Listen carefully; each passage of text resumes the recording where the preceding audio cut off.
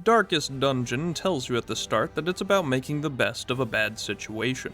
Cultists, zombies, and eldritch beings have overrun the entire world, and they really want to kill the shit out of you. What the game doesn't consider is that I live in Missouri, which means that this is slightly less convenient than my average Tuesday. Welcome to Darkest Dungeon 2, the sequel to the critically acclaimed Darkest Dungeon. I know, a real shocker there. Your goal is to travel across a number of regions, all infested with literal demon spawn, in order to reach a mountain where you fight your inner demons or something. I don't really know, it's all very convoluted and the story is told to you in 5-second snippets at the start of each run. Apparently, you possess the last bit of hope in the whole world. Wait, no, you can't trick me, that's a fucking candle. I'll say right now, this game is hard.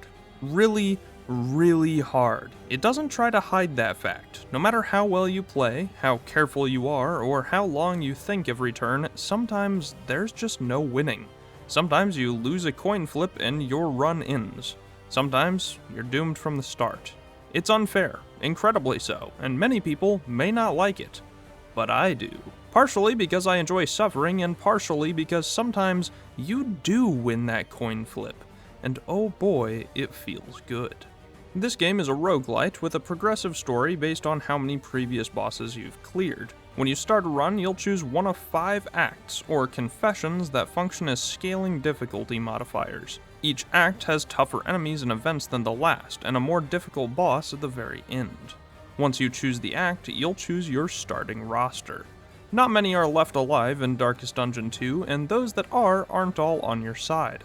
Looking at you, Antiquarian, you little fucker. You are my favorite class, how could you do this to me? The roster isn't huge, but you get to choose 4 of these lovely blokes to shove into your death carriage, so let's go over them one by one.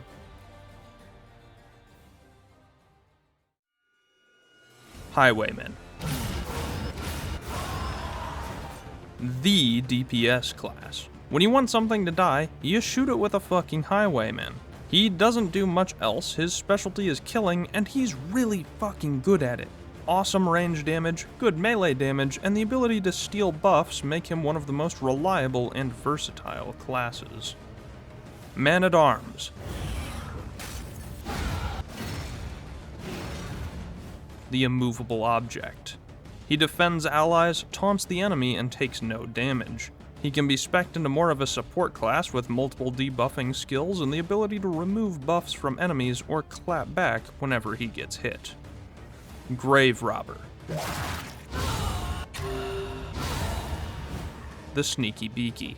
She specializes in blight, dodge, and stealth, allowing her to stack damage over time on tanky units while avoiding hits herself. She pierces armor and can hit multiple targets reliably, but doesn't do a ton of damage until her status effects start to stack up. Plague Doctor. The Mad Scientist. Ever since it was confirmed that the Plague Doctor was female, she's been the subject of an unsettling amount of Rule 34. She's a healer, able to remove status effects as well as applying blight and a variety of debuffs to the enemy backline. She has a lot of options for skills, from DPS to buff support, she can do it all. And how the internet knows it. Hellion. The Berserker. Primarily a melee DPS, she can apply debuffs to herself for the rest of the fight in exchange for some really powerful skills, meaning she hits hard once and then becomes pretty average. She can apply a variety of debuffs, heal herself, and stack bleed quickly, making her a great frontline. Runaway. The Pyromaniac. The only entirely new hero in this game, she specializes in shuffling her position and applying burn. She can fight in melee or at range and has a few healing skills to boot. While she isn't the most reliable in damage or healing, the ability to be useful at any range is incredibly helpful. Jester. The Wild Card. Another class built around shuffling their position, the Jester loves to move all over the place while stacking bleed and debuffs before dashing in for a single massive strike.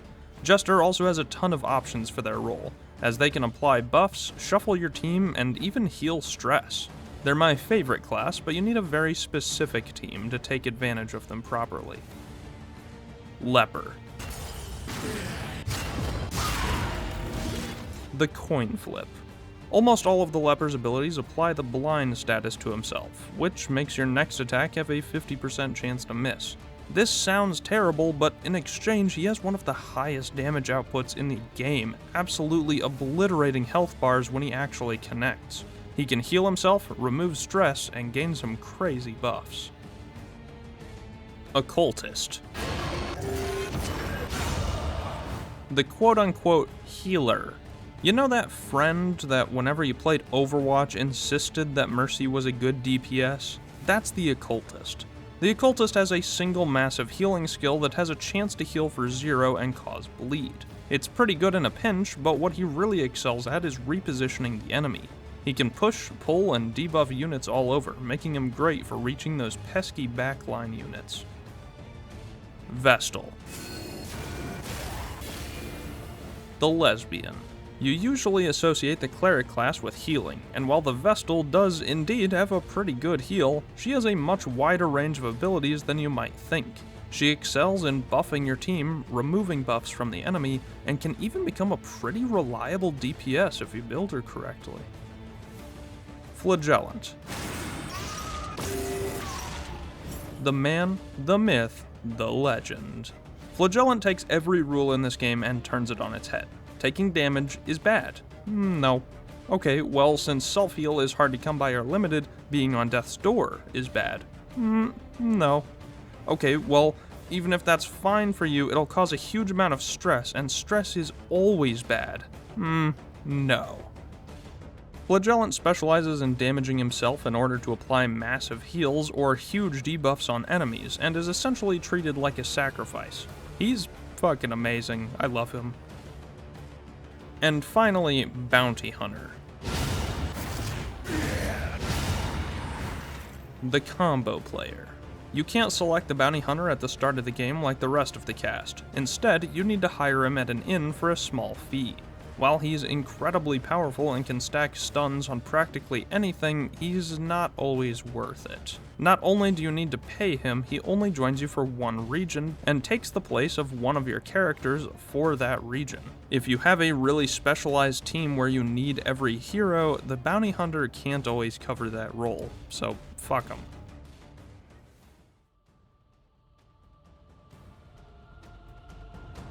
And that's the cast. After you select your 4 heroes, you need to decide their rank, or what position they'll start each battle in. Rank 1 is the front, and rank 4 is the back. You can also select what skills they have. Each hero can have 5 skills at a time, and if you hover over them, you'll see these fun little glowing circles. These explain how the skill targets. If a hero is in a certain rank, sometimes the skill can't be used. For example, Highwayman's point-blank shot can only be used if he's at rank 1. And the blue circles on the right show what enemy the skill can hit, in this case, only the first enemy. However, Highwayman's pistol shot ability can only be used if he's at rank 2 through 4, and can target any enemy except 1. Determining what rank each hero will be at most frequently will decide what build you go with. Not only that, but when a unit dies in battle, they leave behind a corpse that lasts a few turns, taking up that space. That means that you need to be smart about targeting as well. If you kill the front unit and your next hero can only target the front unit, you're essentially wasting that damage since you're hitting an enemy that's already dead. Again, there's just so much to think about right at the start when you're making your team. Do you want to build a melee-centric highwayman that dashes forward and does massive damage to the front target with point blank, or do you want a reliable and flexible ranged DPS that can target any unit on the opposing team? Every hero has options like this, and you can make some truly absurd combinations or twist roles in ways you never thought of, like DPS Vestal.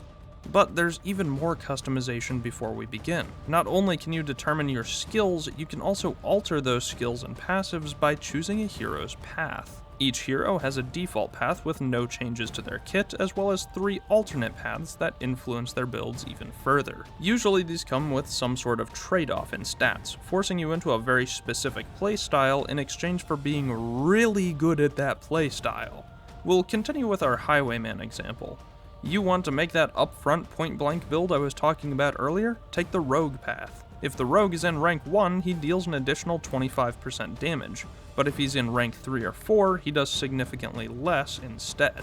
Not only that, point blank shot also adds riposte to him, making him able to counter the next hit he takes. Want to shoot every member of the backline? Take the sharp shot path. He gets faster and does less damage with melee skills, but deals even more at range and has the ability to buff his attack further after using certain skills. Want to lose a run? Take the yellow hand path. You'll have a great time using your utility highwayman to steal enemy buffs before you realize that your team doesn't do any damage. The ability to add even more diversity to character builds and skills is really fun and lets you play the game however you want to play it. Unfortunately, playing how you want doesn't always mean that it's going to play well. Teams without any synergy won't get you anywhere, so it's likely that you'll develop a favorite team while playing. But sometimes even that won't be reliable. Each hero also starts with 2 traits, or quirks, that affect how they play. Traits can be gained or removed over the course of a run, and when starting out, each hero has 1 positive and 1 negative, randomly assigned. Sometimes you'll get a hero with a crazy good positive quirk that balances out the bad one, or maybe a bad quirk that doesn't affect that hero. But if you get a really bad quirk on someone that you wanted to bring, sometimes it just isn't worth it, and you're forced to change up your team. Once you've selected your soon-to-be corpses, you'll set off in your rickety old coach. You control how this shitbox rolls around on the road, but you've got a lot to think about along the way. You need to travel through a certain number of regions before reaching the mountain where the final boss is, and that number depends on what confession you're running. After each region, you get to choose where you'd like to go next. We've got the Sprawl, where you can watch the last remaining humans melt themselves into piles of flesh. The Tangle, home of the Undead Legion who just love to land crits on every goddamn hero. The Photar, where piles of meat and teeth will grant your tank the beautiful gift of chlamydia. The Shroud, home of the snack that snaps your back, Goldfish. And the worst boss in the game. Seriously, fuck this thing. And finally, the Sluice, the place where you go when you don't want to go anywhere else. Full of traps, fights, and pigmen, it's entirely unnavigatable and full of bleed stacks. Once you're in a region, you'll be presented with a map with locations connected via branching paths. Depending on what traits and items you have equipped, as well as dumb luck, you might scout some of these locations or road events, which will help you out immensely. Let's start with road events. These are simple. Sometimes you're forced into a small fight, and sometimes your wheels or defenses will be damaged. These take away a resource from your respective parts that need to be repaired at inns or other events, and if they drop to 0 and then take another hit, well, try not to let that happen. The final road event that can happen is an Oblivion tier. These do nothing on their own but increase the loathing. You'll see a small track in the corner of the screen, and that's how much loathing you have. When this track hits the final space, all your heroes will lose relationship points and the final boss will become stronger, so it's best to avoid these if you can. But these are just the events you can get while traveling to the next node. These can be a massive variety of things. The Hoarder, who functions as a shop for rare items and trinkets, which are equipment that heroes can equip for bonus stats. The Field Hospital, where you can heal, change traits on your heroes, and remove diseases. The Desperate Few, which provide a variety of resources, often for very few or no resources in return. Creature Dens, which provide a relatively easy fight and rewards you with more or discounted items at the next inn you reach.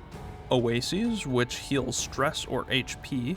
Watchtowers, which scout more of the map ahead, and Academic Caches, which provide a huge amount of rare and valuable resources for absolutely free. There are also resistance encounters, which are just average difficulty fights that reduce your loathing if you win, and academic studies, which can provide a variety of bonuses or encounters at a cost. Just to avoid this particular one. Also, there are these neat places called Shrines of Reflection. These allow you to permanently unlock more of a hero's skills, and you do so by learning that hero's story. These are super cool segments where you get to play through a portion of the hero's life, like learning the Jester's music or mourning the Man-at-Arms' fallen comrades. I absolutely love these sections, but unfortunately, they're not all like that. Sometimes you get to a shrine, choose a hero, and the narrator just talks for a bit. Even though the narrator is absolutely incredible in these games, I can't help but feel like I've been robbed of a cool gameplay segment when that happens. Eventually, the story just kind of becomes background noise if I'm not doing anything, so all the stories just kind of become... The scene of wholesale dismemberment drove him to fits of 了解 merciless 详情请 hysteria. 按0，由法语客服为您服务。 In each region, there's also a single layer. These are massive fights composed of 3 waves of enemies, finally culminating in a single massive boss. Every region has a unique boss to fight, and they're all pretty challenging in their own unique ways. There's the silly sleeping guy, Da Baby, the guy that took the wrong message from Fahrenheit 451, and the worst boss in the game. Fuck this guy, fuck you, Cthulhu looking ass, fish breath having ass. Fuck. Each of these bosses also reward you with a unique trophy that gives special bonuses for that run, and once you reach the second confession, you'll be required to kill a boss before you reach the mountain, adding some extra challenge. After you travel a certain distance in a region, you'll confront the final challenge, Oblivion's Rampart. You don't have any way to avoid this encounter, you have to beat it to reach the inn. These are composed of difficult cultists, and present quite the challenge, especially if you are already struggling in the region. But if you're able to overcome them, you'll finally arrive at the inn. Inns heal your party, grant a random new member if anyone has died, allows you to repair and equip your stagecoach, and allows you to improve your hero's skills, as well as use inn items like food or games to gain temporary buffs or build relationships. Oh fuck, we haven't talked about relationships, or stress for that matter. The two kinda go hand in hand. As you might imagine, strolling down the road of a burning city while H.P. Lovecraft's best friend assaults you might not be the most relaxing experience. During your travels, your heroes will gain stress. Any hero can have up to 10 stress at a time, and it doesn't actually do anything until you hit that 10th marker. Upon reaching 10 stress, one of 2 things can happen, or 3 if you count the flagellant, because he makes his own rules.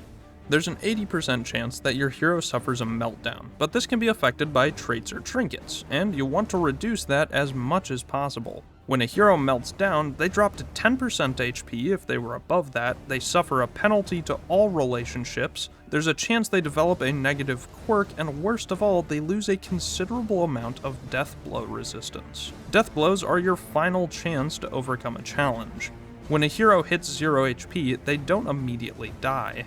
Instead, they go to death's door, which weakens them significantly. If they're not healed immediately, any hit, no matter how weak, has a chance to kill them, and depending on their death blow resistance, they could tank 1,000,000 hits, or 1.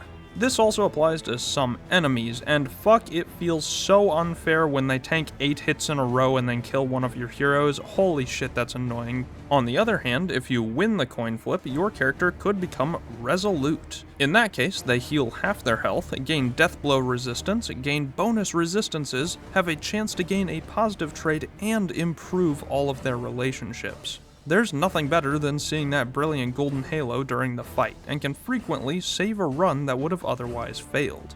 Stress can be reduced with certain skills, items, or at inns, and sometimes happens naturally as the group travels. While it may be tempting to try to get your heroes to always become resolute, it's usually better just to avoid high stress in general, or at least that's what my therapist keeps telling me. She still won't refill my laudanum prescription though. Each hero also has relationships with the other heroes in your party. These can be changed with certain items at inns, randomly on the road, or during battle based on certain actions like healing or attacking the same target. If a relationship has enough tokens in one direction, the relationships will become positive or negative respectively. Positive relationships allow your heroes to perform an extra attack, or cause their skills to help the other hero in some way, like healing stress or granting the dodge status effect, which is crazy good. Building multiple positive relationships can completely negate stress and make battles significantly easier. However, if a relationship becomes negative, you get fucked hard. The hero becomes more likely to insult the other in battle, causing more stress, and one of their skills randomly causes a detriment to the other as well, forcing them to take a hit or taking 50% more damage. Not only that, you're forced to keep that skill as one of their set 5 until the next inn, meaning it can completely fuck your hero's build as well. But let's break away from gameplay for a second and talk about the sound.